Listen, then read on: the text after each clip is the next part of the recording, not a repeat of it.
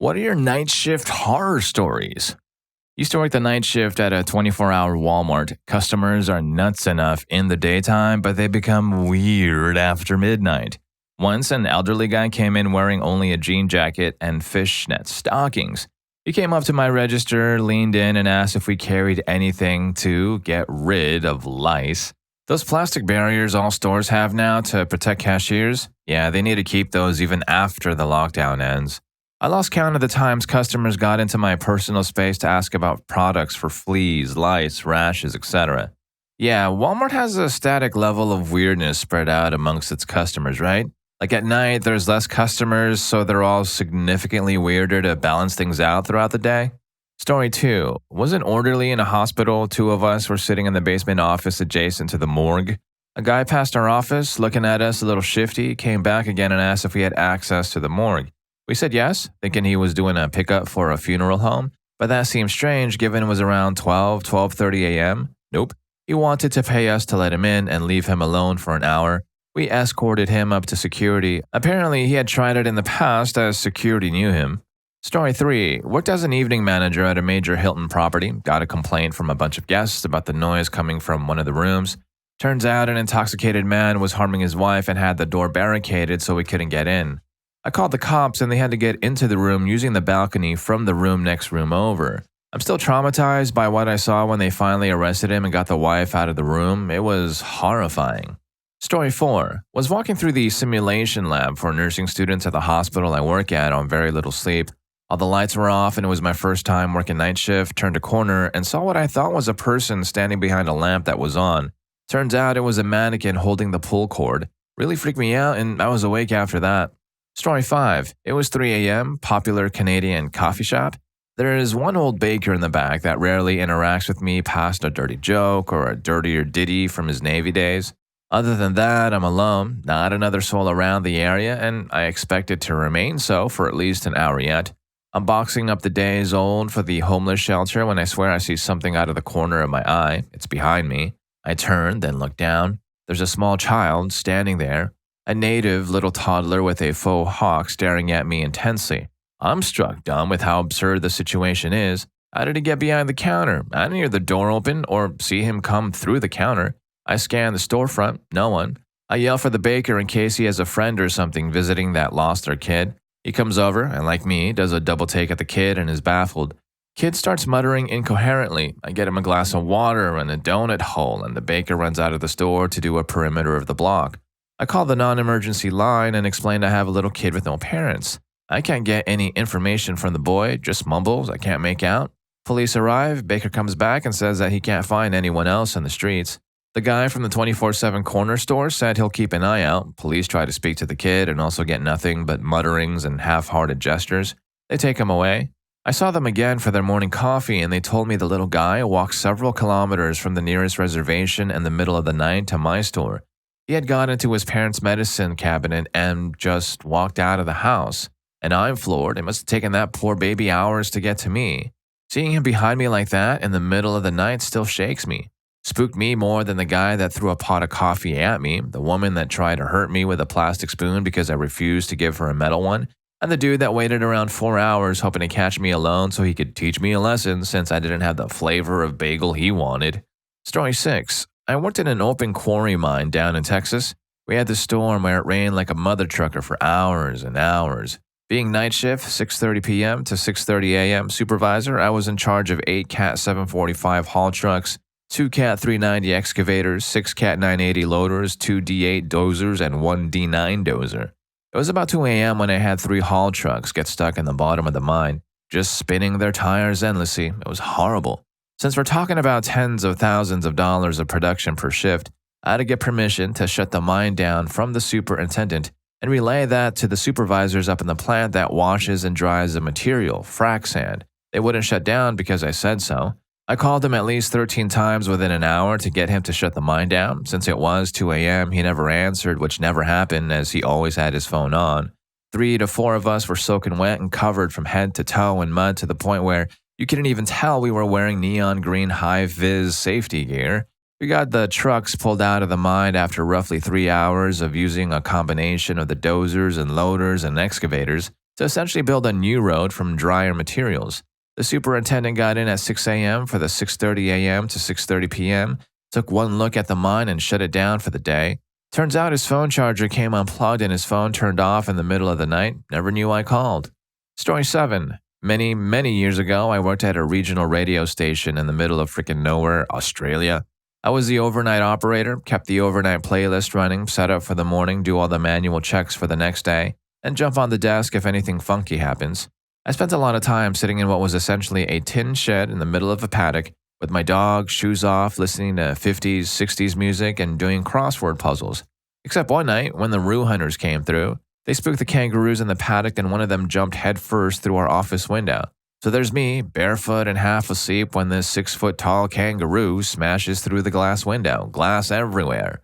My dog starts chasing the kangaroo, I'm chasing my dog, and the kangaroo bounds around the office, knocking crap off desks in the dark. I ran and opened the studio bay doors and my dog chased it outside where I'm assuming the poor thing, the kangaroo, was put down. Then I had to call my boss. Story 8. I was once staying late doing some scenic painting in a college campus theater. It was late, pitch black dark outside and very quiet in the building. A few of us were up on the stage, not really talking, just taking care of business when suddenly I saw out of the corner of my eye something go very quickly by the open door to the lobby. What the heck? Then it went by again, and I actually saw what it was. A guy with long hair, wearing pajamas and no socks or shoes. He was tiptoeing in a very exaggerated way, pulling his knees up very high and grinning. What the heck? It sounds kind of funny, but it was creepy as heck. We all made eye contact, and one of the other painters was just about to go shut the door when the dude walked right in. He stood there, staring at us for a full minute. You could have heard a pin drop. He threw his arms out to the sides dramatically and said, "I'm your savior, Jesus Christ." No one responded, and he eventually walked out. I guess he was hoping to get more of a reaction. The door was promptly shut and locked behind him, and security called. They were not impressed. Turns out he was a patient at some sort of group home nearby and had done this multiple times. I still get creeped out to this day if I'm working in a theater at night, though. Story 9. I worked in a residential treatment center for teen girls. One girl with some severe trauma came sleepwalking into the room, screaming to please untie her while clawing at her wrists. She was begging me to help her because, quote, "he's tormenting me." I sat her down and pulled her bracelets and watch off. She went completely limp and got up and went back to bed. It freaked me out seeing the raw emotion of her trauma since she was always smiling and relatively calm during the day. Another time, I was doing my nightly checks and a guy suddenly walked out from behind the door coming at me. I screamed and threw my flashlight at him. It was a smiley face balloon. Story 10. Worked night shift at a large grocery store, one that wasn't open overnight but had a skeleton crew to work the loads and do prep and clean. I worked near the entrance, large glass doors but visually blocked off from my vantage point. Around 3 a.m., I hear knocking on the doors. This isn't completely uncalled for. Usually it's someone coming in for an early shift but didn't have a key card. Sometimes it's someone food delivery, or sometimes a customer who thinks we're open despite clearly being closed. I approach the door. It's a man that I don't recognize, wet from the rain. He looks normal enough, but something about him unnerved me. He had that vibe to him. You know, the one where it seems like maybe they're on the way to becoming a full-blown user, but for now, they still manage to give the appearance of functionality. He was holding his crap together just enough to appear normal, but the edges were definitely shaky. Anyway, without unlocking the door, I announced that the store's closed. He told me that he just needed my help. His car had broken down in the parking lot and he needed a boost. I didn't drive, so I told him I couldn't help him.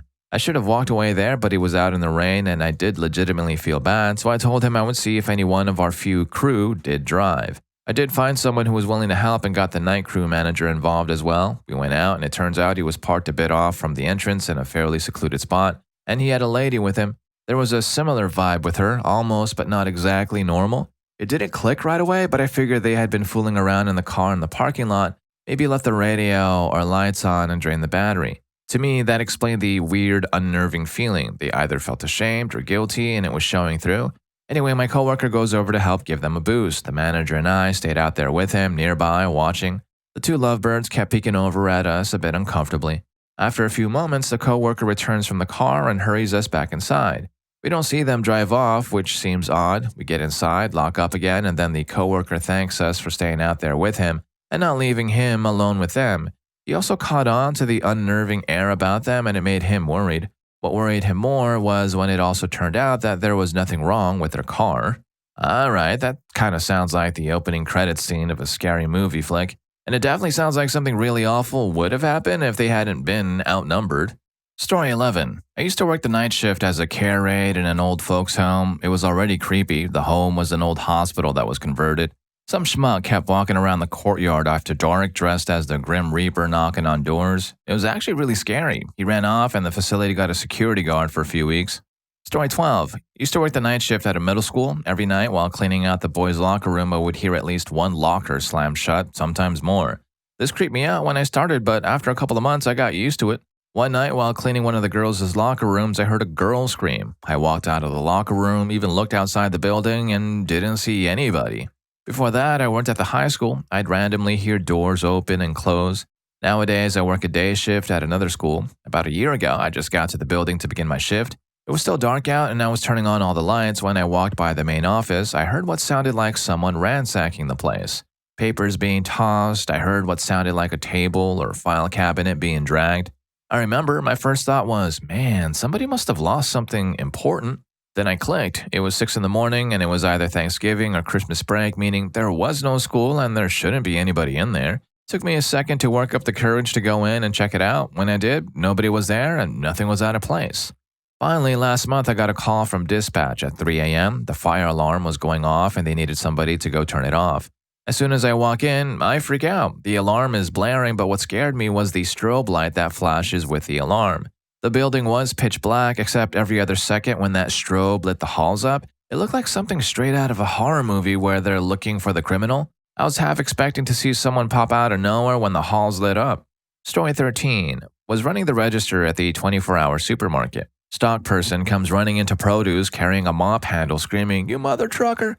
Out of sight, he keeps yelling, "Mother trucker!" and smacking the handle at something for like 5 minutes.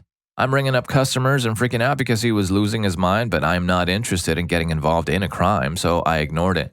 Later found out he was chasing a rat. All right, completely reasonable response from the stalker. I'd be doing the same thing. Story 14. Not mine, but I used to work at a small hotel, and the manager there told me a terrifying night shift story. It was about midnight when she got a call at the front desk from a man. He said that he's with his 8-year-old daughter who dances competitively and needed advice on what she should wear. She gave him some basic fashion advice. He asked my manager, "What about fishnet leggings? Do you think those are too sexy?" Then proceeds to talk in graphic detail about how he thinks his own daughter has been trying to persuade him for weeks now, and now he's starting to enjoy seeing her dance in these cute outfits. Meanwhile, my manager is looking through a computer system trying to figure out who this man is so she can call the cops. However, the room he was reportedly in was empty. The man ends up hanging the phone before she could find out where he was truly calling from. A couple of months later, at around 11 p.m., my manager answered the desk phone. A familiar voice asked her if she could help him pick out an outfit for his daughter's next dance recital. She asked him, "Let me guess, you want to know if she should wear fishnet leggings?" The man immediately hangs up the phone. Story 15. Did hospital security for about 2 months. It was a small hospital out in the sticks, so we were responsible for removing patients who had passed from their rooms and transferring them into the freezer. We had just brought a body to the morgue, and right before we were about to transfer them to the freezer, their cell phone rang. Granted, pretty tame compared to some stories, but at the time, it gave us a decent fright. Okay, that's actually pretty sad because that means someone was trying to reach them and didn't yet know that they had passed away. Story 16. Work in the winter for me is plowing and snow removal. It was late and I had been out for over 24 hours at this point. Pulled over into a small cul-de-sac with the nearest house being over 100 yards away, so I could let the truck stay on so I could stay warm, 6-wheel Mack things loud. As I'm nodding off, there was a very loud bang and it felt like someone pulled on my driver's side door handle. Luckily, I always lock my doors. I immediately threw on every strobe, rear, headlight, and started looking around, and I saw absolutely nothing. It scared the crap out of me. Needless to say, I never sleep anywhere other than lit parking lots now. Story 17. I worked the night shift at a group home for disabled adults. It was a pretty chill job. Generally, I showed up for work at 9 p.m., finished some household chores, did the dishes, swept and mopped the floors, took out the trash, folded some laundry, stuff like that. And then I watched TV with one of the clients until he was ready for bed. After I helped the aforementioned client into bed, I slept on the couch until about 7 a.m. when it was time to get them up, give them their meds, and make them breakfast. Then I was done at 9 a.m. and had the day to myself. It would have been the perfect job if one of the clients didn't hate me. I guess I looked like a relative that mistreated him or something, but he was an alcoholic and usually passed out intoxicated by the time I got there, and he wasn't a morning person for the same reason, so I didn't really have to deal with him much. Then one night was a perfect storm of events. The alcoholic client was still up when I arrived for my shift, which was a bit of a bummer since he swore at me and called me names, but I helped him make a snack and he went to bed after eating. The next thing I know, there are EMTs knocking on the door. The client had called them because he was in pain. The EMTs assessed him and stated that they didn't see a reason to bring him to the hospital since the pain was caused by a chronic condition, but he demanded to be taken anyway, so they loaded him up into the ambulance and went. I couldn't go with him because I was working alone and had two other, much less independent clients to look after. The managers that were normally on call were away at a conference, so I called my immediate supervisor who was acting on call to inform her of what happened. My supervisor's husband was at work and she was home alone with her young children, so she couldn't go to the hospital. She didn't want to call someone in either, so the plan was that the client would have to stay at the hospital overnight and she would pick him up in the morning. It wasn't an emergency, so the nurses at our small town hospital probably wouldn't call in the doctor, and the client likely wouldn't be seen until the doctor came in to do rounds at 4 or 5 a.m., so it should have been fine. About an hour later, I get a call from the ER nurses with an ultimatum. Come pick up the client right now or they're calling the cops because he is causing a disturbance. Awesome. I got the client on the phone and explained that I was trying to find him a way home, but he had to calm down in the meantime. I told the nurses I would call them back as soon as I figured something out. I called every taxi in the phone book, but of course none of them were running since it was a weeknight, and the bars had already closed for the night. I was weighing getting into the car and picking him up myself since the other clients were in bed and I would only be gone for like 20 minutes tops when I had an epiphany. Some kid was trying to start his own Uber knockoff in my town. I got the kid on the phone and he agreed to pick up the client from the hospital. He demanded an absurd amount of money for the service, but whatever, I was desperate. I called the nurses at the hospital and explained the updated plan, but the client had calmed down since their last call and they were waiting on some tests to come back. Frickin' awesome, girls. Thanks for letting me know. Great frickin' teamwork. The nurses assured me that they'd be quick and the kid agreed to wait at the hospital until the client was done, so crisis averted, I guess. Then I had to figure out how to pay the kid for picking up the client. The client had no money, and of freaking course, the petty/emergency cash box was empty. All I had on me was my debit card, and there was no way this kid had a debit machine on him. So I did the best thing I could think of. I borrowed the money from another client, and when my replacement came in the next morning, I went straight to the bank, withdrew the same amount of money I had borrowed, and paid back the other client immediately. Was it against the rules? Yup, but what other choice did I have besides letting a client get dragged off to the intoxicated tank on my watch? Shift from hell over, right? Nope. A month later, I got called into a manager's office and written up for borrowing money from the other client. Honestly, I was probably fine with the write-up since I did break the rules, but what really made me mad was the insinuation that I stole from the client I borrowed the money from and that the company was doing me a big favor by not firing me. The company, the managers, my supervisor, no one would accept any responsibility for the situation they put me in. They just said I handled the situation wrong, and when I asked how I should have handled it, they said, not like that. So I gave my notice. Screw them all. And if you're learning a thing or two from these videos, don't forget to hit that subscribe and like button for more videos just like this. Story 18. Used to work nights at a Home Depot. There was one time where for a week or so, our store stayed open 24 hours. For the most part, this wasn't really a problem. Typically, nobody comes shopping for home improvement items at 2 in the morning, except for one couple that came looking for marble countertops at 1:30 in the morning, and the woman was wearing a nice dress. I guess there was also that one young lady who came looking for a toilet paper roll holder a little after midnight. I had just gotten off my first break, and she was wearing jorts and one of those white with black belt stereotypical karate outfits. She was oddly specific about which roll holder to get to. But the real story lies within the insulation. It was nearing 3 in the morning and me and another guy were stocking insulation as well as fixing the bays and some such maintenance. A bunch of big R30s had fallen in their bay, and while I was sorting through them, a frickin' hand came out of the mess and grabbed my arm. I lost my mind enough for not only the guy I was working with to freak out, but also for my boss who was across the store to come check out the commotion.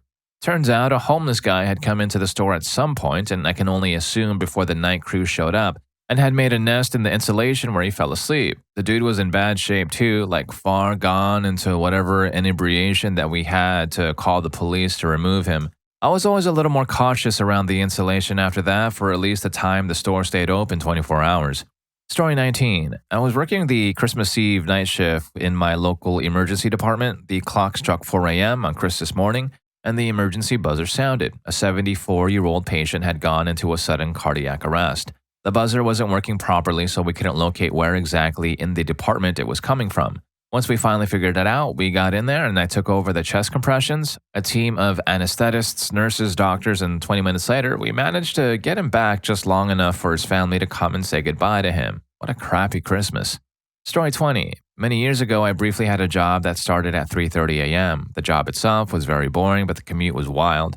The world is at its weirdest in the very early morning. Road hazards haven't been called in yet, so one day I pulled off the freeway and discovered that the off-ramp was completely flooded, deep enough that I have no idea how my car didn't stall. But the most interesting discovery was that if law enforcement has to raid a home, they do it at around 3 or 4 in the morning because that's the best chance of everyone being peacefully asleep. One day I was nearly at work when I noticed something off ahead of me. I slowed down and came up to a massive police blockade, squad cars everywhere, and absolutely crawling with heavily armed officers, but all in absolute silence. They silently waved me down a side street, just a creepy, unsettling experience. Story 21. Working third shift security at a condo and a mother left the bathroom to check on their mac and cheese. Her 2-year-old drowned in the tub. Once the police were done, my boss called me and told me I had to go talk to the family and find out what happened even though we knew from the police telling us. My daughter was about 2 also at the time. It broke my heart to even hear the story from the guy I relieved, and then I had to go ask the family to tell some rent-a-cop about it as well. Story 22. My buddy and I were in the guard shack on an important entry point, like 100% ID checks, can't be expired, gotta double check against the list put out even if the IDs are valid, so if you're not on the list, your ID doesn't mean crap. It's around 3 a.m. and we're watching creepy YouTube videos during the time that nobody is coming through. He looks up and shouts, "What the heck?" I look up and scream like a little girl and nearly jump out of my chair. Dollar store Jason Momoa was just face pressed against the glass, grinning, and once he scared the crap out of us, he laughed and walked in. Dude was as big as Jason Momoa and pretty similar looking, dollar store version of him. 10 minutes later, after we calmed down, I looked at him and asked, wait, did he even show an ID? No, he did not, LMAO. Story 23. I was closing supervisor at a grocery store and someone managed to crap between the bathroom and the exit doors at 8:59. We close at 9 o'clock. You think, oh, there's little crap on the floor, surely people will walk around it. No, instead they continue to plow through it, so now there's crap on multiple grocery carts, the exit is scattered with poop, there's poop on people's shoes undoubtedly, and there's poop in the parking lot. Luckily for me, my less squeamish supervisor working with me that closing night volunteered to mop up the exit and bathroom, which to our surprise had also been pooped on. For the record, poop makes me immediately retch when I get a whiff of it, so I ended up retching in the trash next to the exit. Story 24. Oh man, I hate recalling this story. I worked the night shift at a rehab facility. We have a protected gate with a camera looking down from above and one of those doorbell cameras. In the office, the camera monitor is on one wall and the doorbell monitor is on another. I was doing some paperwork and saw this guy walk fast, stop for a few seconds, then slowly turn around, walk back, and stared up at the camera. And he kept staring. The facility is in a rough neighborhood, so I'm fairly used to folks hanging around the gate and usually ignore it. But the way he was staring was off-putting, like his eyes and expression were hollow, almost as if he were in deep thought about something horrible. I was pretty sure he was spiked. I used the intercom to see if he was okay, but he just kept staring directly at the camera. We have a rule. If it's not heard or trying to come through the fence, just let it be. No sense in engaging needlessly with somebody potentially hostile or messing with the locals. Y'all, he stood there and stared at that camera for 2 hours. That same silent-eyed expression staring right at me. I did a round and came back to find him gone, which only creeped me out more. Story 25. I worked overnight security at a convention center for a few years. One night at like 2 a.m., I was on camera chit-chatting with another officer who was manned at what we called base. I had 2 other guys and my supervisor out on patrol. I saw a homeless dude go up our outdoor elevator to a public terrace and was keeping an eye on him. No big deal. He goes to a corner just out of reach of our cameras, a corner known to us for people to usually catch a quick nap in. I called on the radio to our nearest patrol officer who was also patrolling with my supervisor that this guy was hanging out here doing whatever. They casually start walking towards the area. Upon arrival to the scene, next thing I know, on another camera directly below this terrace corner, like 50 feet below, also right outside our office, I see something drop straight down and land on their legs, collapsing to the ground. I quickly stand up from my chair and am panicking. Holy crap, holy crap, holy crap. I grab the first aid kit and run out of the office to go outside. My other officer on base jumps on the phone and calls 911. My supervisor says, "Base, call 911, we're already on it."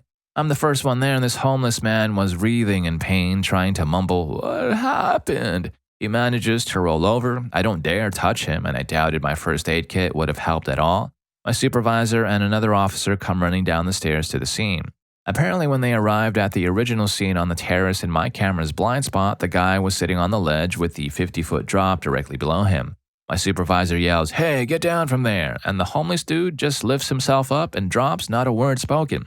First responders arrive and take him to the hospital. I, of course, had to write the report and review the video of the incident. A cop comes an hour later and shares his condition that he survived but will most likely never walk again. No major internal damage. Now for the major coincidence. A few days later, I got a new roommate who brought his girlfriend over. We're all hanging out, talking and drinking. I share that I work security at so-and-so, and the new roommate's girlfriend says, "Oh, didn't you guys just have a homeless man fall off your terrace and almost pass away?" What the heck? How does she know that? There was no media coverage. She wasn't there. Apparently, she was the godmother of his children, best friends with the mother. She shares that he was a homeless alcoholic user that constantly fought with the police and was in and out of jail multiple times. She got the call that he attempted to end it all and rushed with the mother to the hospital to see him. She shared his conditions with me and that he was in critical condition but expected to survive. Her and my roommate shortly broke up and I never saw her again. Story 26. Security officer here. One night I was posted to an old site that was apparently a hospital being converted into a rest home. With no power on site, all I had was my flashlight and laptop to watch movies as it was a 12-hour shift. The place was massive, and at night, you literally could not see anything. Anyway, the company had installed a temporary security camera that, every time it picked up motion, the frickin' thing would set off a loud siren for about 30 seconds. The first time that thing went off, I went to investigate with emergency services on speed dial and goosebumps flaring. I couldn't seem to find what was causing it. It then went off a couple of more times during the night, and it got to the point where I would just let it do its thing. But every time it went off, it would send shivers down my spine. When we did our handover with the next guard, I would always tell him how the siren just went off at night all the time. I haven't been back in a while, but man, I still think about that place to this day. It scares me. Story 27. So we were doing an overnight refit of my department store, 3 stores for the selling floor and another 3 stores unused. To save on cost, they just employed the normal day staff, but overnight, it's a proper building in the CBD, no way in, only out when locked. Basically, a bunch of uni students working 9 p.m. to 5 a.m. for that sweet overtime. Store was completely empty except for us and a few tradesmen on different floors. Well, something kept setting off the alarms on the top floors. The floors are pitch black as they are unused, and it's night shift. Night manager thinks it's an errant tradesman, and the trade supervisor think it's one of us. Alarms get reset 3 or 4 times. It's angering the big manager because he gets called when the alarms go off, so we all are sent out of the building, head count taken, frickin' alarms go off again. Right, night manager troops all of us back in and goes into the comms room, brings up all the cameras, goes back in the footage, convinced one of us is messing around. Can't see anything, nothing. Except then, a shadow moving, backlit by the faint light of the smoke detector. It moves out of frame. Well, now we have a shadow monster in our sealed building above us. Tradesmen troop us, the stair tools in hand. Manager unlocks the stairwell door, the only way onto the floor, throws the lights on. Nothing there. Lights off, door locked, repeats this on the other floors, working up. Nothing there. Spooked, but proving nothing is there, we go back to work. Alarms go off. This brave tradesman says, "I'll hide up the stairs and catch it." We let him. And we're all waiting in the stairwell. After 20 minutes, we hear screaming and the alarms go off. Tradesmen yelling, "What you doing, you freaking schmuck?" We all burst into the room like the Scooby Gang as a homeless man Olympic flips himself into the HVAC system. Apparently, we had the Olympic athlete of homeless people living in our HVAC system, and our overnight shifts disturbed him.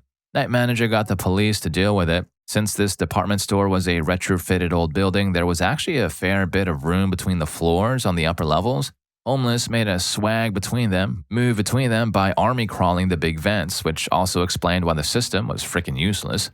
Story 28. Working late at my office/workshop one night, I'm doing analysis that take a while to run, so I tend to snack and watch Netflix or try and do another mundane task that needs to just run by itself. This is a big building, but I'm in the basement where no one goes and the aircon shuts off at night with little ventilation, so it gets warm.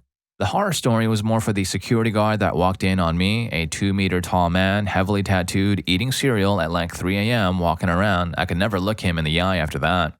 Story 29. My nightmare came from my partner during the night shift. He was swapping from days to nights constantly with only a day to try and adjust his sleep cycle in between, mining. It took the biggest toll on his well-being to the point where he was telling me he was just going to run his car off the road on his way to his next swing. He could barely string a sentence together. Messing with your circadian rhythm is no joke. I can only imagine how many years he's shaved off his life in the long run. Story 30. This happened 5 years ago on my 21st birthday. I was working at a family restaurant at the time on the evening of my birthday. I will preface the story by adding that around this time there were firearm incidents that had happened over several months. Anyways, it's about 1:30 a.m. and all of a sudden an entire wall, along with its windows, explodes all across the inside of the restaurant.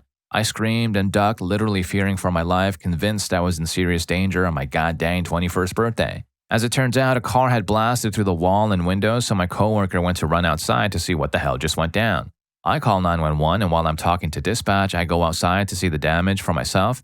My coworker managed to get the unresponsive driver out of the destroyed car by the time I got there. Well, the person driving the car was our food delivery driver.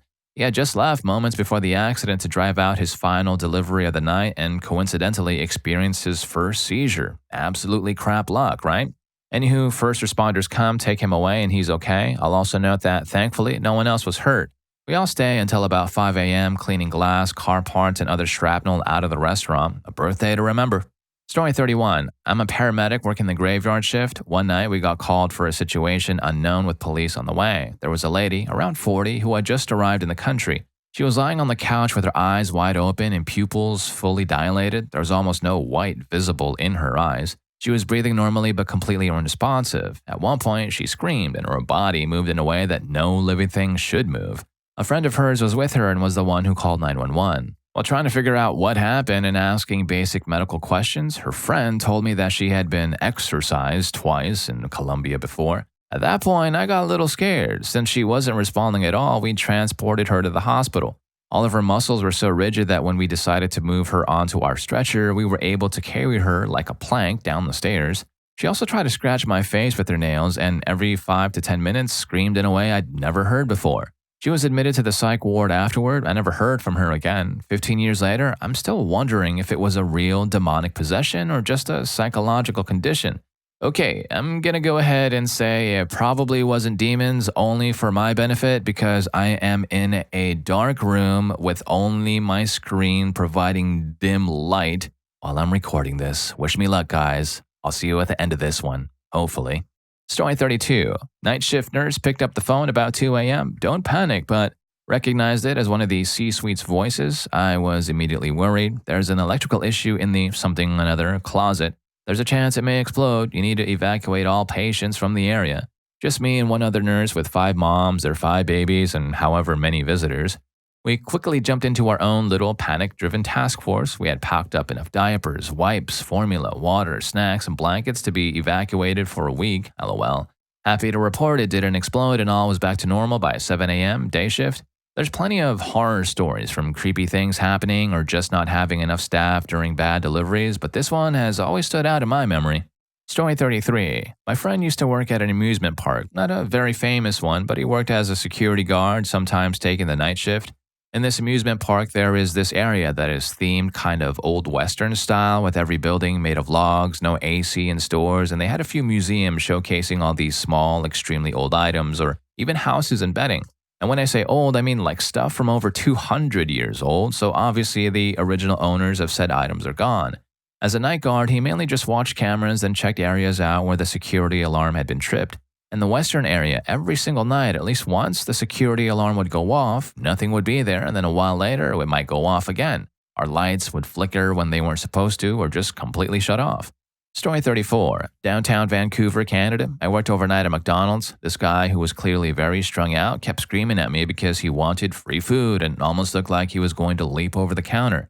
As someone who was a female and only 5 feet tall, of course, I was terrified and just trying not to further aggravate him. The worst part was that the manager knew this was happening as well as the kitchen staff, as they could also hear it, and no one was really doing anything or even coming up front to even make it appear like I wasn't alone. Finally, after a few threats that he was going to harm me and telling me multiple times that I needed to give him free food plus give him more substances, the manager finally called the cops. Dude had effed off by the time they arrived. I was just super angry that it took them so long to even attempt to help me or take any form of action. I didn't work there for much longer and moved on to brighter days of a 6 a.m. to 2 p.m. life as a barista. Story 35. I worked at a gas station on the night shift for a year. It was pretty deserted a lot of the time. I didn't see too many bad things except some runaway teens, a super creepy guy who wanted me to date his son after he found out I was married, and a guy who just stared at me the whole time with just pure hatred but didn't say more than 2 words to me. But the worst thing was on my first night working, there was a regular who came in with a gun saying he was robbing the place. After what felt like forever of me just frozen in fear, he started laughing and saying it was just a prank. That was 7 years ago, and I still hate his guts. But if you liked any one of these stories, here's more for you. YouTube thinks you're going to love this. I'll catch you in that video.